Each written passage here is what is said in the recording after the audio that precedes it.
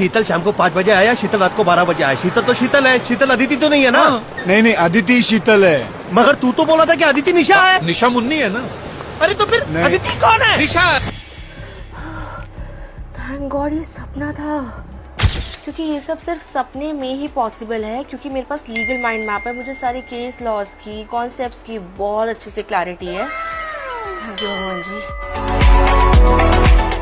Legal mind map एक sorted तरीके से सारी प्लेलिस्ट है, जिसमें हमें सारी चीज़ें विद एग्जांपल्स और केस लॉ के साथ समझाई जाती है।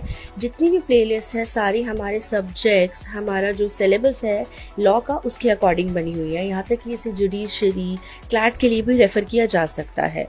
अगर किसी भी बच्चे को कोई भी डाउट होता है, कोई भी स्टूडेंट कुछ कमेंट करता है, तो उस चीज़ का आंसर भी मिलता है, उस चीज़ का डाउट भी सॉल्व होता है। चाहे तो आप खुद आजमा के देख लीजिए। एंड नॉट ओनली दिस, इनके नोट्स भी बहुत इजी लैंग्वेज में होते हैं, एंड वो भी बिल्कुल फ्री। क्या बात है सर, क्या बात है सर, क्या बात, ये बात है।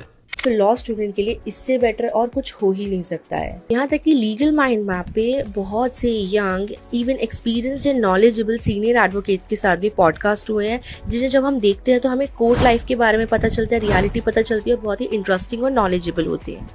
सो सारी प्रॉब्लम्स एक ही जगह पे सॉर्ट हो रही है। तो मुझे मेरी चिंता तो नहीं है, लेकिन आप अपनी चिंता करो अगर आप लॉ स्टूडेंट हो और अभी तक लीगल माइंड मैप से पढ़ाई नहीं करते हो तो।